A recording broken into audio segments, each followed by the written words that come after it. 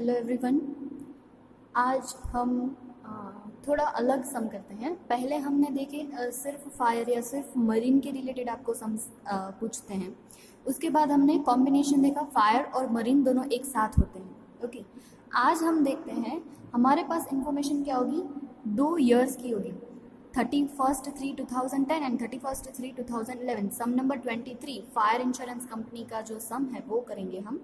Okay, उसमें क्या है, हमें 2 ईयर्स के डेटा दिए गए हैं और वो उसके बेसिस पे हमें 2 ईयर के, जैसे हम रेवेन्यू अकाउंट और उसके शेड्यूल बनाते थे वैसे ही हमें ये काम करना है। बाकी तो सारी चीज़ें वो सेम टू सेम ही रहेगी। चेंज कहाँ आएगा, जिसमें हम आउटस्टैंडिंग जो करते हैं क्लेम और प्रीमियम, उसमें करंट ईयर और प्रीवियस ईयर में है, उसमें थोड़ा चेंज आएगा। ओके, बाकी तो हम जैसे करते हैं वैसे ही करना है। हमारे फॉर्मेट में हम 2 कॉलम बना देंगे। रेवेन्यू का जो फॉर्मेट है, ओके, पहले इनकम लेते हैं बाद में एक्सपेंसेस लेते हैं। जैसे हम फायर और मरीन में पहले फायर का दूसरा मरीन का बनाते हैं, वैसे ही इसमें क्या करेंगे, एक 31/3/2010 और दूसरा बना देंगे 31 मार्च 2011 का। जैसे शेड्यूल बनाते हैं वैसे ही शेड्यूल्स बनाने हैं, बस उसमें कॉलम कितनी आ जाएगी, 2 कॉलम्स आ जाएगी। शुरू करते हैं। हमारे पास कौन सी इंफॉर्मेशन है, ओके, बाकी ऊपर जो दी गई है वो सारी नॉर्मल इंफॉर्मेशन है, नीचे है वो हमारे लिए इंपॉर्टेंट है। देखो, total amount of estimated liability in respect of outstanding claims. Outstanding claims के बारे में हमें इंफॉर्मेशन दी गई है। 31/3/2009, 10, 11, 1,37,000, 1,79,000 एंड 2,22,200। ओके, ये जब आएगा तब मैं आपको अच्छे से सिखाऊंगी। पहले हम सम की शुरुआत करते हैं। कहाँ से शुरू करना है, फायर रिलेटेड है। इम्पॉर्टेंट क्या है हमें याद रखना, फायर होगा तो हम 50% लेंगे, मरीन होगा तो हम 100% अनएक्सपेक्टेड, वो लास्ट में जो हम अनएक्सपायर्ड रिस्क की रिजर्व करते हैं उसमें। बाकी तो कोई चेंजेस नहीं है। ओके, शुरुआत करते हैं। री इंश्योरेंस प्रीमियम, री इंश्योरेंस प्रीमियम है तो क्या करेंगे, री इंश्योरेंस प्रीमियम का मैंने आपको पहले भी बोला था, अगर री इंश्योरेंस कुछ नहीं बोलते, री इंश्योरेंस प्रीमियम पीछे एक्सेप्टेड नहीं लिखा है तो हमें समझना है वो री इंश्योरेंस क्या होगा, सीडेड यानी ट्रांसफर किया गया होगा। ओके, वो मैंने आपको पहले वीडियो में भी बोला था कि री इंश्योरेंस प्रीमियम या री इंश्योरेंस कमीशन कुछ भी लिखते हैं और पीछे नहीं लिखते हैं, स्पेसिफाई नहीं करते कि वो एक्सेप्टेड है या सीडेड है, तो हमें ऑलवेज उसे क्या मानना है, सीडेड यानी ट्रांसफर हो वही मानना है। तो हम क्या करते हैं, इसको प्रीमियम में से माइनस करते हैं या ओके, तो प्रीमियम के लिए स्पेस छोड़ देंगे, उसके नीचे लिख देंगे 2010 का था 2 लाख और 11 का था 4 लाख, सो 2 लाख और 4 लाख। ओके, माइनस है इसलिए ब्रैकेट में। उसके बाद recoveries in respect of claims under री इंश्योरेंस। रिकवरीज पता ही है हमें कहाँ आती है, रिकवरीज क्लेम में से हम क्या करते हैं, रिकवरीज को माइनस कर देते हैं। ओके, कितनी है, 40,000 एंड 80,000। मैंने यहाँ सिर्फ क्लेम सीडेड लिखा है, आप पूरा भी लिख सकते हो, रिकवरीज ऑफ क्लेम अंडर री इंश्योरेंस। ओके, कुछ भी लिखो उससे कोई फर्क नहीं होता, पर हमें इफेक्ट याद होनी चाहिए, प्लस होगी या माइनस। उसके बाद बैड डेट्स। ओके, मैंने आपको एक नोट्स का जो पेज भेजा था उसमें मैंने सब लिखा है कि बैड डेट्स है, डेप्रिशिएशन है, वो हमें कहाँ लिखना है। तो बैड डेट है वो हमारी अदर एक्सपेंस में आएगा। यहाँ अदर जो हम ऑपरेटिंग एक्सपेंस के नीचे अदर लिखते हैं वहाँ लिख देंगे बैड डेट्स। 2010 के लिए 3,000 और 11 के लिए 88,800। उसके बाद है management expenses. Yes, management expenses कहाँ आते हैं, हमारे शेड्यूल नंबर 4 में जो हमारा ऑपरेटिंग एक्सपेंस है वहाँ 8,08,000 और 9,16,000। उसके बाद जो इन्फॉर्मेशन है, double income tax refund. Yes, double income tax refund वो कहाँ आ जाएगा, हमारी अदर इनकम है।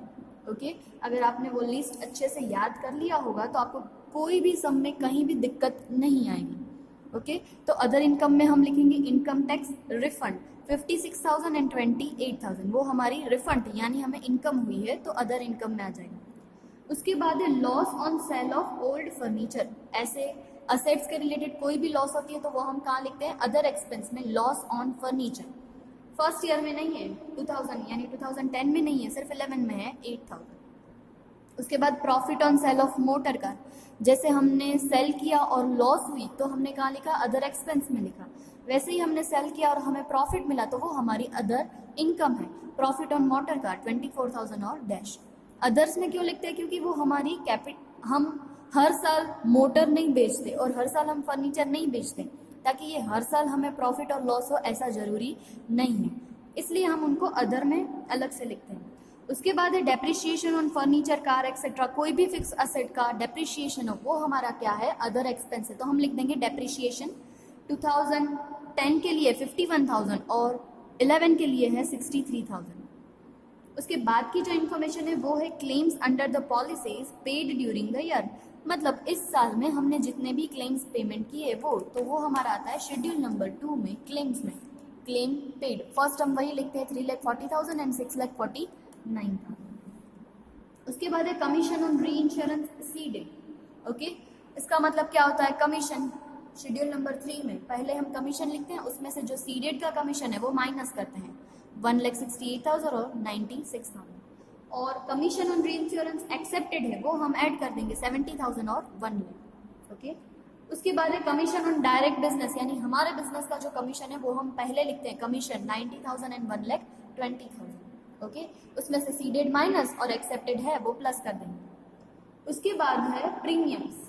ओके, जो हमारे बिजनेस के प्रीमियम्स है तो वो हमने शेड्यूल नंबर 1 में प्रीमियम पहले लिखते हैं, उसके बाद ही सीडेड ट्रांसफर वो एक्सेप्टेड सब उसके नीचे करते हैं।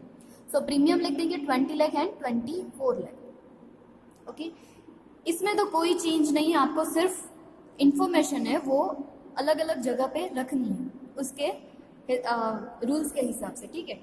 अब जो इम्पोर्टेंट इंफॉर्मेशन है वो नीचे एडजस्टमेंट में दी गई है, कौन सी, जो क्लेम्स के आउटस्टैंडिंग रिलेटेड थी वो यहाँ क्लेम्स के बारे में दिया है। अगर आपको ऐसा प्रीमियम के बारे में भी दे सकते हैं तो आपको सेम करना है। ओके, आउटस्टैंडिंग क्लेम 31/3/2009, तो 10 के लिए ये 9 का होगा, क्या होगा, 10 के लिए ये 9 का हो जाएगा प्रीवियस ईयर का। ओके, और 11 के लिए कौन सा प्रीवियस ईयर होगा, 10, ये तो हमें पता ही है। 10 के लिए प्रीवियस ईयर है 9 और 11 के लिए प्रीवियस ईयर है 10, तो सिर्फ हमें यही करना है। ये 1,37,000 है वो क्या है, आउटस्टैंडिंग क्लेम प्रीवियस ईयर। जो आउटस्टैंडिंग क्लेम है प्रीवियस ईयर की वो हमेशा हम क्या करते हैं, कब हमारे क्लेम में से माइनस करते हैं। सो यहाँ मैंने लिखा है minus outstanding claim previous year. Okay, ये 1,37,000 है वो किस साल का है, 2009 का है।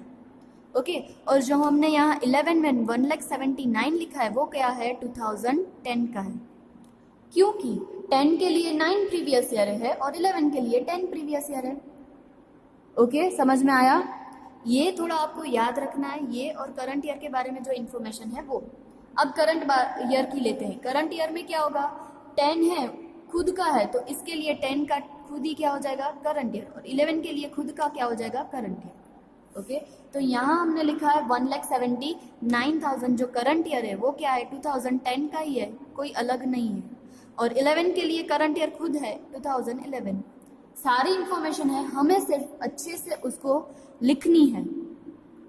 ओके, गलती से मैंने यहाँ ब्रैकेट बना दिया, ये ब्रैकेट नहीं आएगा क्योंकि ये प्लस करना है, माइनस नहीं करना है, ठीक है।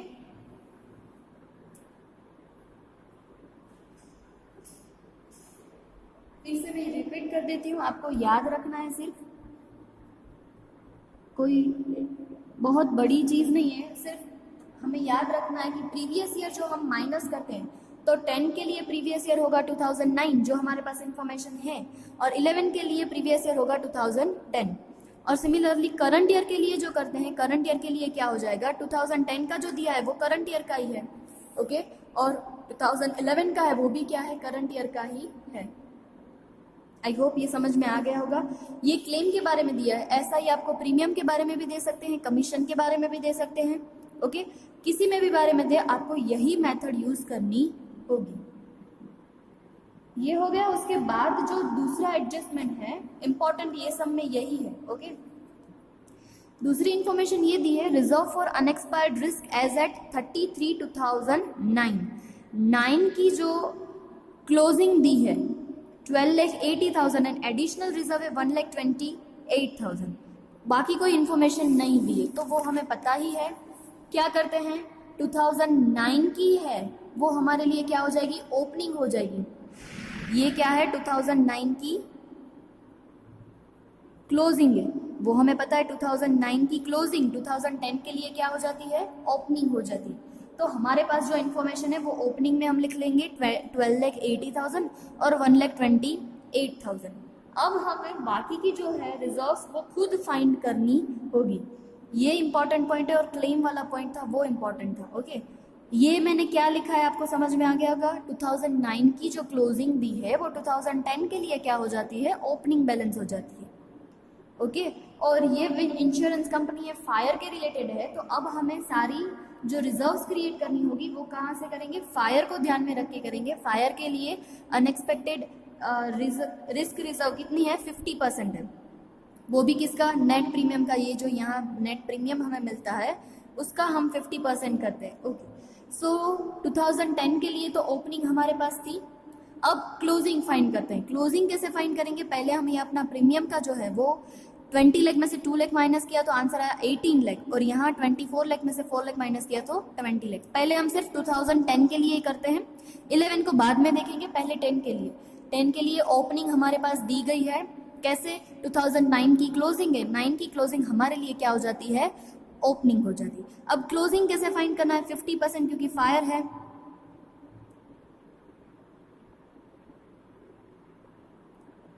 ओके, फायर है 50% होता है, पर नीचे एडजस्टमेंट में लिखा है reserve for unexpired risk was to be provided for at 100%।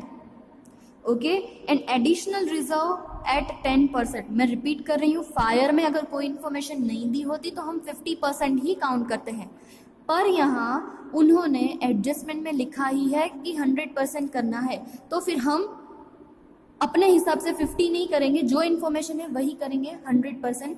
तो क्या हो जाएगा, 18 लाख है उसका 100%, दैट इज 18 लाख, और एडिशनल रिजर्व क्या बोला था, 10% रखने को बोला है, तो 18 लाख इंटू 10%, दोनों नेट प्रीमियम के ही रखना है। ओके, तो 18 लाख एंड 180 दैट इज 9,80,000। जैसे हम करते हैं वैसे ओपनिंग में से क्लोजिंग माइनस करके जो भी आंसर आएगा, माइनस में आएगा तो बाहर माइनस में लिखेंगे, और प्लस में आएगा तो आंसर प्लस में लिखेंगे। सो 14,08,000 माइनस 19,80,000, तो आंसर आएगा माइनस 5,72,000। ओके, जैसे 9 की क्लोजिंग थी वो 10 के लिए ओपनिंग थी, सिमिलरली 10 की जो क्लोजिंग बैलेंस है वो 9 के लिए क्या हो जाएगी, सॉरी 11 के लिए ओपनिंग। फिर से रिपीट करती हूँ, जैसे 9 की क्लोजिंग थी वो 10 के लिए ओपनिंग है, तो ये जो 10 की क्लोजिंग बैलेंस है वो क्या हो जाएगी, 11 के लिए ओपनिंग हो जाएगी। तो ये जो अमाउंट हमने फाइंड की है वही अमाउंट हम कहाँ लिख देंगे, ऊपर, क्योंकि 10 की क्लोजिंग 11 के लिए हो जाएगी opening. So 18 lakh and 1,80,000 that is 9,80,000। वैसे 11 के लिए हमें क्लोजिंग खुद फाइंड करनी होगी, क्या बोला है, 100% of the net premium. So net premium था 20 लाख, 20 लाख का 100%, तो आंसर क्या आता है, 20 लाख ही आता है। और नेट प्रीमियम का 10% that is 20 lakh into 10%, 2 lakh. So 20 plus 2 20, 2 lakh. अब 19,80,000 माइनस 20 लाख, जो भी आंसर आएगा प्लस और माइनस बाहर लिख देंगे, माइनस आया 2,20,000। ओके, हम ऑलवेज क्या करते हैं, ओपनिंग माइनस क्लोजिंग बैलेंस करते हैं। इस सम में यही चीज़ इंपॉर्टेंट थी, यही चीज़ आपको याद रखनी है। अगर 10 और 11 हमें करना है तो 9 की क्लोजिंग 10 के लिए ओपनिंग होगी और 10 की क्लोजिंग 11 के लिए ओपनिंग होगी, बाकी की क्लोजिंग हम फाइंड करेंगे। ओके, और क्लेम के रिलेटेड जो पॉइंट था वो इम्पोर्टेंट था, वो आपको अच्छे से करना है। बाकी तो सिर्फ यहाँ नेट प्रीमियम में से ये माइनस करेंगे तो आंसर मिल जाएगा 12,28,000 और 17,80,000। ये हम लिख देंगे हमारे रेवेन्यू अकाउंट में, जो शेड्यूल नंबर 1 है लिखा है वहाँ 1228 इंटू 17,80,000। बारी बारी सारी क्या करेंगे, हम अपने शेड्यूल से वो क्लोज करेंगे और जो भी अमाउंट आएगी ये हम वहाँ यहाँ लिख देंगे। ओके, टोटल मिलेगा इनकम हमारा 13,08,000 और 18,08,000। उसमें से क्लेम और कमीशन, ऑपरेटिंग एक्सपेंस और सारे जो अदर एक्सपेंसेस है वो माइनस करेंगे तो हमें टोटल एक्सपेंस मिलेगा 12,01,000 और 18,12,000। प्लस और माइनस करेंगे तो हमें पता चला कि 2010 में हमें क्या था, प्रॉफिट हुआ था 1,07,000 का, और 2011 में हमें 4,000 की क्या हुई है, लॉस हुई है। ओके, ऐसा ही ईयर वाला जो सम है वो हम दूसरा लेते हैं 26, ताकि आपकी प्रैक्टिस हो जाए और आपको अच्छे से याद हो जाए। Sum number 26, okay, sum number 26 है, वो है Jaideep insurance company limited. Okay, Jaideep insurance company limited किसके बारे में है, मरीन इंश्योरेंस है। ओके, सिर्फ मरीन है, तो हमें याद रखना है मरीन में अनएक्सपायर्ड रिस्क क्या होता है, 100%। पर अगर आपको एडिशनल इन्फॉर्मेशन में उसकी इन्फॉर्मेशन दी गई है तो आप उसके हिसाब से ही काउंट करोगे। ओके, शुरू करते हैं। सम नंबर 26, आपको मरीन के बारे में 2 ईयर्स की सारी इन्फॉर्मेशन दी गई है। एडिशनल इन्फॉर्मेशन क्या है वो हम देख लेते हैं। एडिशनल में सिमिलरली लायबिलिटी जो हमारी क्लेम थी, आगे जो हमने पॉइंट किया वही पॉइंट यहाँ रिपीट है। 7, 8, 9 की हमें क्लेम्स की दी गई है, और 2007 की क्लोजिंग दे दी है reserve for unexpired risk and additional reserve, और बोला है कि हमें नई जो क्रिएट करनी है वो भी कैसे करनी है, 100% और 10% of the net premium income. Okay, तो शुरू करते हैं। सिमिलरली हमें यहाँ ईयर दिए हैं 8 और 9, तो हम अपने रेवेन्यू अकाउंट और सारे शेड्यूल में क्या कर देंगे, 2 कॉलम्स बना लेंगे, एक ईयर 2008 की और एक 2009 की। शुरू करते हैं। पहले जो हमारे पास इंफॉर्मेशन है वो है क्लेम्स पेड। सबसे पहले क्लेम पेड, सो यहाँ आ जाएगा हमारा सेकेंड शेड्यूल में क्लेम में 58 और 63 जो हमने अपने बिजनेस के क्लेम्स पेड किए हैं वो। उसके बाद है recovery of insurance. Recovery of insurance अब तो आपको परफेक्ट याद हो ही गया होगा कि रिकवरी ऑफ इंश्योरेंस हमें क्या करना है, अपने क्लेम में से माइनस करना है 7,000 और 10,000। उसके बाद इंफॉर्मेशन है commission on direct business. Direct business लिखते हैं उसका मतलब है हमारा खुद का बिजनेस, ये ट्रांसफर किया गया नहीं है। सो कमीशन डायरेक्ट क्या है, 15,600 एंड 12,600 डायरेक्ट लिख देंगे कमीशन शेड्यूल नंबर 3 में। उसके बाद है प्रीमियम रिसीव्ड। रिसीव्ड यानी शेड्यूल नंबर 1 हमारा आएगा प्रीमियम में 3,25,000 और 3,70,000। उसके बाद इंफॉर्मेशन दी गई है claims paid on reinsurance accepted. अब हमने क्लेम्स पेमेंट किया है कौन से, री इंश्योरेंस एक्सेप्टेड के बारे में, तो यहाँ क्या हो जाएगा, एक्सेप्टेड री इंश्योरेंस क्लेम का एक्सेप्टेड है वो हम प्लस कर देंगे 6,500 एंड 7,500। ओके, उसके बाद है प्रीमियम री इंश्योरेंस एक्सेप्टेड। अब प्रीमियम के बारे में है तो प्रीमियम में ऐड कर देंगे। ओके, प्रीमियम में यहाँ हमने एक्सेप्टेड जो री इंश्योरेंस है 37,000 और 48,000 प्लस कर दिया। उसके बाद है commission on reinsurance seeded. ये आपको देखो क्या करते हैं, एक्सेप्टेड एक्सेप्टेड एक्सेप्टेड, अचानक से उसमें बीच में सीडेड डाल दिया ताकि आपकी मिस्टेक हो, तो आप अच्छे से याद रखना कहाँ कौन सी चीज लेनी है। ओके, तो सीडेड का है वो हम ट्रांसफर कर देंगे 3,500 एंड 3,300। ओके, 3,500 एंड 3,300 कमीशन में से माइनस। उसके बाद इंफॉर्मेशन दी है premium on reinsurance seeded. Premium है तो प्रीमियम के हमारे शेड्यूल में वो सीडेड का है वो क्या कर देंगे, माइनस कर देंगे 30,000 एंड 55,000। ओके, उसके बाद है स्टाफ सैलरीज। यस, मैंने आपको लिस्ट भेजा था, उसमें मैंने आपको बोला था स्टाफ सैलरी हो, स्टाफ के रिलेटेड कोई भी एक्सपेंस हो तो वो क्या आते हैं, हमारे सारे ऑपरेटिंग एक्सपेंस में आते हैं। तो सैलरी लिख देंगे 32,000 और 42,000। Depreciation on fixed asset, depreciation on fixed asset वो हमारी अदर एक्सपेंस में आएंगे। Depreciation 5,500 and 7,200। उसके बाद है ऑडिट फी। ऑडिट फी कहाँ आता है हमारा, ऑपरेटिंग एक्सपेंस में ऑडिट फी 2,600 एंड 2,500। उसके बाद की इंफॉर्मेशन है legal expenses regarding claims. Okay, जितने भी लीगल एक्सपेंसेस है, वैसे तो लीगल एक्सपेंस कहाँ आते हैं, ऑपरेटिंग एक्सपेंस में आते हैं, पर लीगल एक्सपेंस रिगार्डिंग अगर क्लेम हो तो मैंने आपको क्लियर बोला था कि अगर क्लेम के रिलेटेड कोई भी एक्सपेंस हो तो वो क्लेम के शेड्यूल में ही प्लस होंगे। ओके, ये जो एक्सपेंस है लीगल एक्सपेंस वो क्या है, क्लेम्स रिलेटेड है। लीगल एक्सपेंस क्लेम पीछे लिख दे कि क्लेम के रिलेटेड ये है, तो वो सारे क्या करने हैं, हमको क्लेम के शेड्यूल में ऐड करने हैं। उसके बाद ये इम्पोर्टेंट पॉइंट है, आपने नोट्स में पढ़ा होगा तो भी आपको पता होगा, फिर से मैं रिपीट करती हूँ। आपको जो यहाँ दी गई है ट्रायल बैलेंस में, उसमें बोला है bonus utilised in reduction of premium. मैंने जब कॉन्सेप्ट समझाए थे तब आपको समझाया था कि बोनस क्यों दिया जाता है प्रीमियम के रिडक्शन के, ठीक है। तो उसमें क्या करना है, ये कहाँ दिया गया है, बैलेंस शीट ट्रायल बैलेंस में दिया गया है। तो हम 11th 12th से पढ़ते आ रहे हैं कि ट्रायल बैलेंस हो तो ट्रायल बैलेंस की ऑलवेज एक ही इफेक्ट आती है, ओके। तो ये हमारे लिए इफेक्ट में क्या आएगा, एक्सपेंस, अदर एक्सपेंस में हम क्या कर देंगे, बोनस यूटिलाइज। सिर्फ 2008 में 6009 में नहीं है तो डैश, ओके। अगर बोनस यूटिलाइज्ड यहाँ ट्रायल बैलेंस में या सब सारी इंफॉर्मेशन में साथ में दिया हो तो हम उसकी एक ही इफेक्ट देते हैं। पर अगर बोनस है वो क्या किया हो, एडिशनल इंफॉर्मेशन में दिया हो, मैं रिपीट करती हूँ, क्या दिया हो आपको, एडजस्टमेंट में या एडिशनल इंफॉर्मेशन में दिया हो, तो आप यहाँ एक्सपेंस तो लिखेंगे ही, साथ में क्या करेंगे, प्रीमियम में ऐड करेंगे। यहाँ प्रीमियम में ऐड नहीं है क्योंकि ये कहाँ दिया गया है, ट्रायल बैलेंस में है, एक ही इफेक्ट आएगी यहाँ, बोनस यूटिलाइज्ड, ओके। अगर एडजस्टमेंट में दिया होता तो हम उसको यहाँ भी लिखते और प्रीमियम में ऐड भी करते, ओके।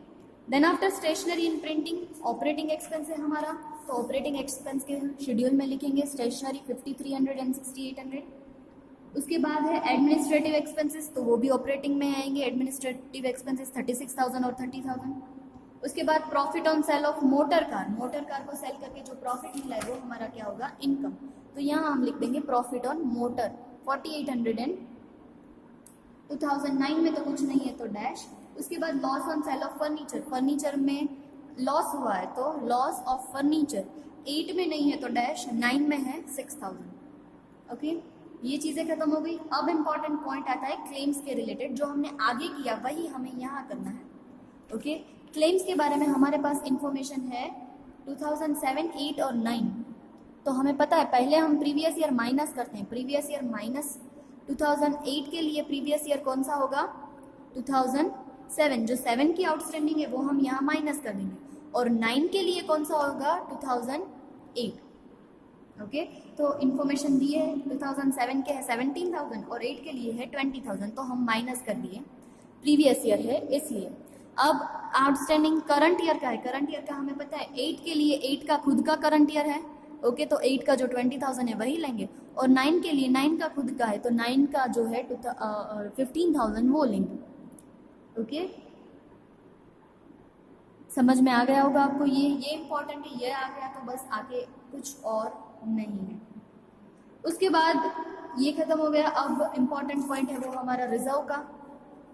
क्या किया है, रिजर्व में 2007 की क्लोजिंग दे दी है, 2007 की क्लोजिंग है 60,000 एंड 6,000, ओके, वो दे दी गई है। तो हमें पता है 2007 की क्लोजिंग है तो हमारे लिए 2008 में ओपनिंग हो जाएंगी 60,000 एंड 6,000, टोटल 66, ओके। उसमें से अब हमें क्लोजिंग बनानी है। क्लोजिंग के लिए उन्होंने बोला था 100%, नेट प्रीमियम के 100%, तो यहाँ हम प्लस माइनस करेंगे, जो आंसर मिलेगा उसको हम बोलते हैं नेट प्रीमियम, ओके। मरीन में कितनी होती है, 100%।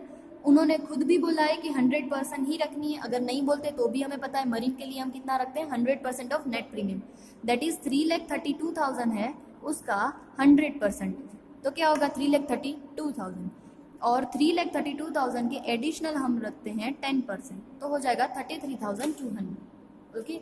अब 2008 की जो क्लोजिंग है वो हमारे लिए 2009 में क्या हो जाएगी, ओपनिंग हो जाएगी, तो 3,32,000 और 33,200 हमने लिख दी। बाद में 2009 के लिए जो नेट प्रीमियम आया था 3,63,000, उसका हम क्या करेंगे, 3,63,000 का 100%, और यहाँ हो जाएगा 3,63,000 का 10%, एडिशनल है इस वजह से। अब ओपनिंग का प्लस और क्लोजिंग का प्लस दोनों का माइनस करेंगे तो यहाँ पहले में आंसर आएगा -2,99,200, और 2009 में क्या होता है 365,200 माइनस 3,99,300 माइनस 34,100, ओके। अगर ईयर वाले आपको सम्स पूछते हैं तो यही इंपॉर्टेंट है, एक क्लेम का पॉइंट इंपॉर्टेंट है और दूसरा ये रिजर्व्स का जो पॉइंट है वो इम्पॉर्टेंट है। आई होप आपको समझ में आ गया होगा, ओके। अब सारे शेड्यूल टर्न बाय टर्न हम बंद कर देंगे, उसकी जो अमाउंट आएगी वो हमारे रेवेन्यू अकाउंट में लिख देंगे, जैसे हम फाइनल अकाउंट्स ऑफ कंपनी में करते हैं वैसे ही। ओके, प्रीमियम का था 32,800 और यहाँ था 3,28,900। इंटरेस्ट के बारे में कोई इन्फॉर्मेशन नहीं है तो डैश, इंटरेस्ट एंड डिविडेंड के बारे में भी इंफॉर्मेशन नहीं है तो वहाँ हमने डैश किया। अदर इनकम में क्या था 9,000, यहाँ डैश, प्लस करके हमारे पास टोटल इनकम हो गई 41,800 और 3,28,900। सारे एक्सपेंस के हेड थे वो हमने बंद कर दिए, तो टोटल एक्सपेंस हमें मिला है 165,900 और 165,400। अब इनकम में से एक्सपेंस माइनस कर देंगे तो हमें पता चलेगा कि प्रॉफिट हुआ है या लॉस। तो 2008 में हमें लॉस है -124,100 और 2009 में हमें प्रॉफिट हुआ है 165,300। ओके, आई होप आपको ईयर वाले सम्स अच्छे से समझ में आ गए होंगे। ठीक है, अब सैटरडे को हमारे 2 लेक्चर होते हैं तो मैंने एक साथ ही वीडियो बना दिया है। ओके, सेकेंड और थर्ड लेक्चर मेरा ही होता है तो दोनों का वीडियो मैंने साथ में बना दिया है। आज हम साथ में एक और सम ले लेते हैं, सम नंबर 16। उसमें सिर्फ इंफॉर्मेशन की जो देने की जो मेथड है वो थोड़ी अलग है, बाकी कॉन्सेप्ट एज इट इज है, उसमें कोई चेंज नहीं है। सम नंबर जो 16 है, From the following balances of 31/3/2011, prepare the necessary revenue account for the marine insurance business of an insurance company. देखो, फॉर्मेट दिया है वो थोड़ा अलग है। क्या फॉर्मेट है? डायरेक्ट बिजनेस और री इंश्योरेंस बिजनेस। अब तक हमें क्या करते थे, डायरेक्ट और री इंश्योरेंस सब साथ में दे देते थे, तो हम क्या करते थे, री इंश्योरेंस के अलग से लिखते थे और जो डायरेक्ट बिजनेस के थे वो हम डायरेक्ट में लिख देते थे। पर अब आपको क्या किया है, डायरेक्ट अलग लिखा है और री इंश्योरेंस अलग लिखा है, तो आपको देने की मेथड थोड़ी अलग है, तो उसके हिसाब से करेंगे। सम नंबर 16 थोड़ा इम्पॉर्टेंट है क्योंकि अलग तरीके से आपको मेथड दी गई है तो आपको कंफ्यूजन ना हो, इसलिए शुरू करते हैं। ओके, देखो आपको यहाँ लिख के दिया रिसीवेबल, ओपनिंग और क्लोजिंग। ओपनिंग यानी प्रीवियस ईयर का है, क्लोजिंग यानी हमारा करंट ईयर का है, तो हमें पता ही है प्रीवियस ईयर यानी ओपनिंग है वो हम माइनस करते हैं, करंट ईयर प्लस करते हैं। सिर्फ आपको जो देने की मेथड है ना वो थोड़ी आपको चेंज कर दिए ताकि आप कंफ्यूज हो और मिस्टेक कर दें। समझ में आया आपको? ऐसे फॉर्मेट में दिया है। अब हमें तो हमारे तरीके से ही सम करना है, हमें कोई अलग अलग नहीं करना है कि री इंश्योरेंस का अलग और हमारा ओरिजिनल जो बिजनेस है उसका अलग। हमें तो सिर्फ एक ही कॉलम में सारी चीज़ें करनी है। ओके, तो पहले रेवेन्यू अकाउंट जैसे हमारा बेसिक फॉर्मेट है वैसे, उसके बाद शेड्यूल बनाते हैं, शेड्यूल के हिसाब से फिर हम सम शुरू करते हैं। ओके, सबसे पहले हमारे पास इंफॉर्मेशन है। मैं एडवाइस करूँगी कि पहले आप क्या करो, सारे डायरेक्ट बिजनेस के रिलेटेड है वो लिख लो। डायरेक्ट बिजनेस के जो काम खत्म हो जाए उसके बाद जो री इंश्योरेंस का है वो करो, ठीक है? तो आपको थोड़ा इजी रहेगा। साथ में करोगे तो आप भूल जाओगे कि कहाँ क्या करना है। सो बेटर रहेगा पहले आप क्या कर लो, डायरेक्ट बिजनेस की जो इन्फॉर्मेशन है वो लिख लो। ओके, डायरेक्ट बिजनेस ने पहले बोला है प्रीमियम, प्रीमियम रिसीव, तो हम प्रीमियम शेड्यूल नंबर 1 में लिखेंगे प्रीमियम रिसीव 92 लाख। मैं सारी इन्फॉर्मेशन पहले कौन सी ले रही हूँ, अपने डायरेक्ट बिजनेस की ही ले रही हूँ, उसके बाद मैं री इंश्योरेंस को लूंगी। उसके बाद रिसीवेबल, रिसीवेबल में आउटस्टैंडिंग 1 अप्रैल यानी प्रीवियस ईयर, यहाँ लिख देती हूँ 1 अप्रैल। ओके, 1 अप्रैल यानी हमारा क्या हो जाएगा, ओपनिंग दी गई है, ओपनिंग हम ऑलवेज क्या करेंगे माइनस, और ये जो क्लोजिंग दी है वो क्या कर देंगे add, 3,72,000 and 5,24,000। Okay, direct business में उसके बाद प्रीमियम पेड जो है वो तो री इंश्योरेंस के बारे में है, यहाँ नहीं आएगा, वो हम री इंश्योरेंस में करेंगे तब आएगा। उसके बाद है क्लेम्स, क्लेम्स में भी शेड्यूल नंबर 2 में जैसे हम करते हैं। ओके, क्लेम्स में पेड कितना है 47 लाख है, और उसमें भी 1 अप्रैल यानी ओपनिंग जो प्रीवियस ईयर का है 2,50,000 वो माइनस कर देंगे, और जो क्लोजिंग है 31 मार्च जो हमारे बिजनेस का है 3,12,000 वो ऐड कर देंगे। ओके, उसके बाद रिसीवेबल की है वो री इंश्योरेंस के रिलेटेड है, वो हम बाद में देखेंगे। उसके बाद आता है कमीशन, वो भी हम अपने पहले डायरेक्ट बिजनेस का है वही कंसिडर करते हैं। हमारे डायरेक्ट बिजनेस में ऑन इंश्योरेंस एक्सेप्टेड सिर्फ यही दिया है, 4,40,000 आएगा। ओके, यहाँ एक जीरो गलती से कम लग गया है, सो डायरेक्ट 4,40,000 मैंने लिख दिया, ठीक है। उसके बाद आपको जो अदर एक्सपेंसेस और इनकम के बारे में इंफॉर्मेशन दी है वो देख लेते हैं, कौन सी चीज़ कहाँ आएगी। ओके पहले है सैलरीज, सैलरीज आते हैं हमारे ऑपरेटिंग एक्सपेंस में 4,80,000। उसके बाद है rent, rates and taxes, rent, rates and taxes वो भी कहाँ आते हैं हमारे ऑपरेटिंग एक्सपेंस में 58,000। उसके बाद है postage, telegram, stationery and printing, वो भी यहाँ आएगा, postage, telegram, stationery and printing 86,000। उसके बाद income tax paid, yes income tax paid है, वो कितना दिया है 6,60,000, तो ये भी यहाँ आएगा। कई बार क्या करेंगे टेक्स्ट बुक वाले अदर एक्सपेंस में ले सकते हैं या ऑपरेटिंग एक्सपेंस में, किसी में भी लो कोई फर्क नहीं आएगा, हमारा जो फाइनल आंसर है वो तो सेम टू सेम ही आएगा। तो इनकम टैक्स आप इधर लिखते हो तो भी सही रहेगा और अदर एक्सपेंस में लिखोगे तो भी आपका क्या आएगा, सही आएगा। ओके तो मैंने यहाँ ऑपरेटिंग में 6,60,000 लिखा है। उसके बाद interest, dividend and rent received net 2,80,000, income tax deducted at a source 56,000। Okay आपको क्या बोला है, जो हम यहाँ इंटरेस्ट एंड डिविडेंड लिखते हैं, ओके नेट बोला है, नेट इफेक्ट 2,80,000 है, तो नेट क्या आता है माइनस, नेट का मतलब है कि उसमें से टैक्स माइनस किया गया है 280, तो हमें यहाँ डिफ्रेंशिएट करके लिखना होगा कि 280 हमारा नेट है, उसमें से 56,000 क्या था हमारा टैक्स था, तो टोटल हमें कितना मिला होगा, तो टोटल हुआ होगा 280 प्लस 56,000। ओके तो ये हमें दिखाना होगा कि कैसे हमने ये फाइंड किया है। ओके 280 नेट दिया है वो तो हम डायरेक्ट बाहर लिख देंगे।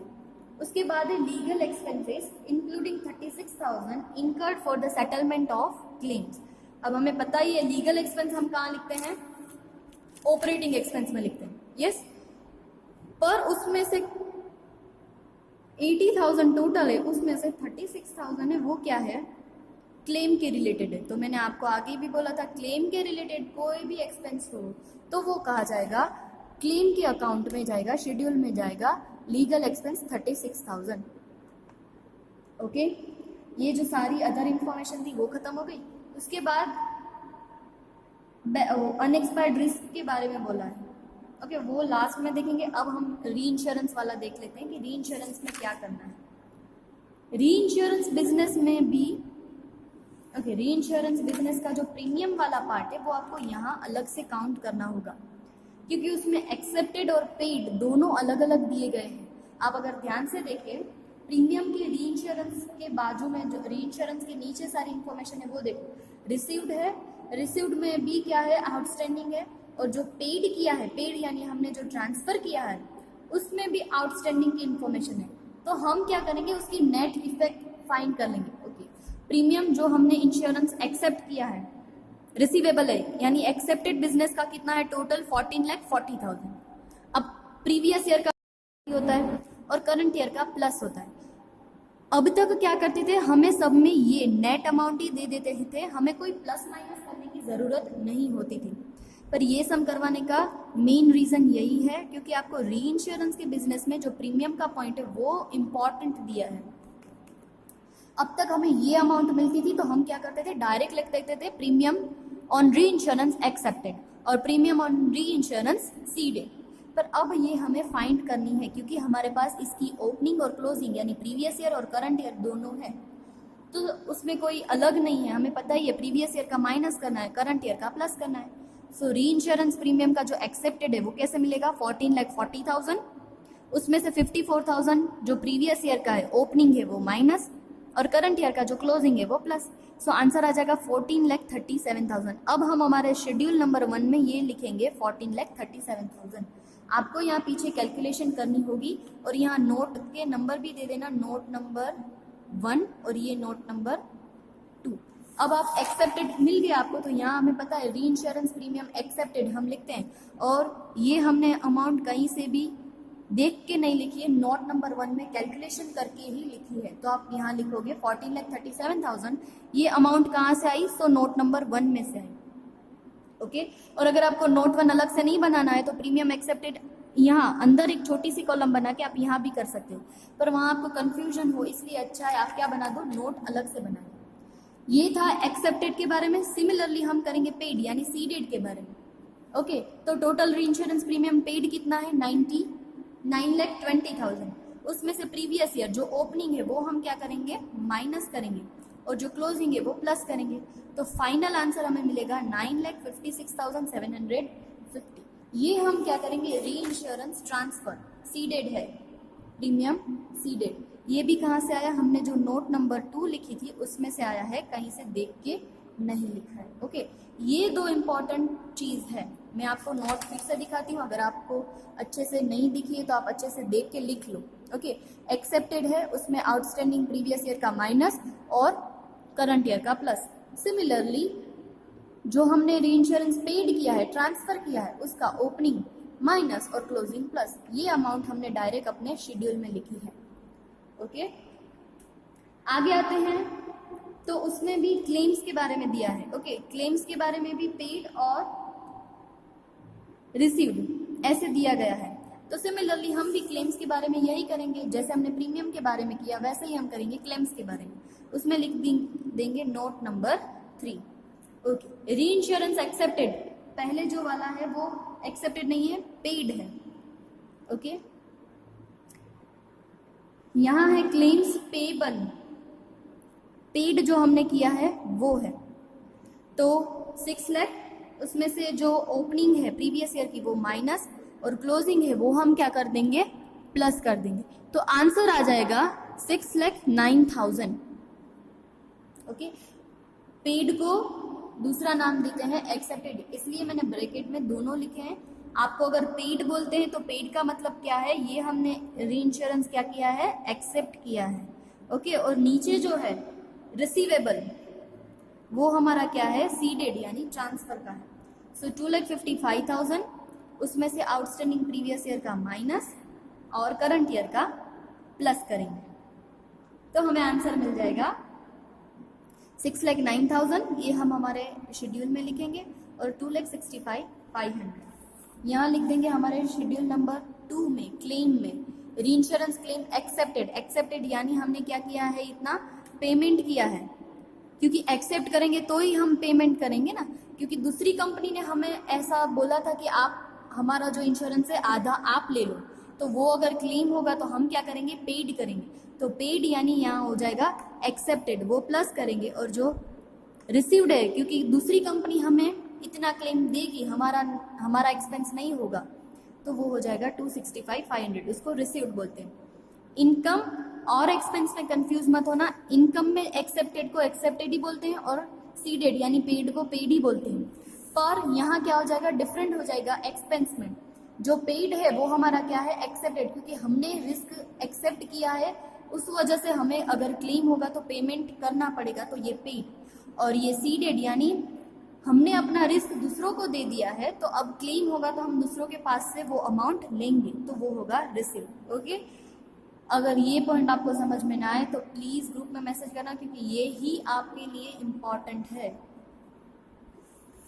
उसके बाद कमीशन में तो दो ही चीज दी है, एक्सेप्टेड और जो सीडेड है वो तो हम डायरेक्ट लिख देंगे, एक्सेप्टेड का प्लस और सीडेड का जो है वो माइनस।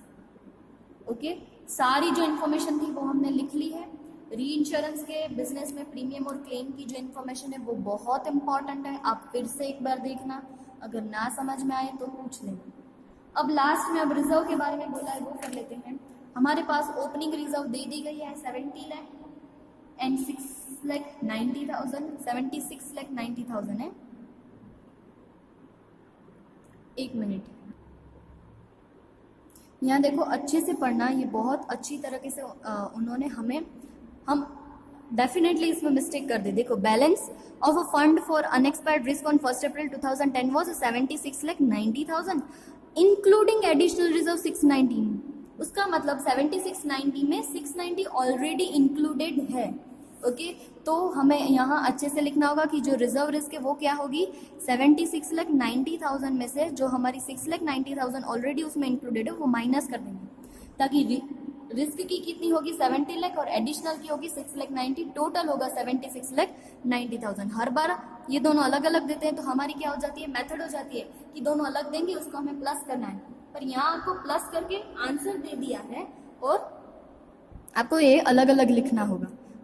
ओके, उसके बाद हमें क्लोजिंग फाइंड करनी है। तो क्लोजिंग के बारे में उन्होंने बोला है, मरीन का है तो मरीन में हम 100% ही रखते हैं नेट प्रीमियम का, तो यहाँ जो प्लस माइनस करके हमारा नेट प्रीमियम आया वो क्या है 98,32,250।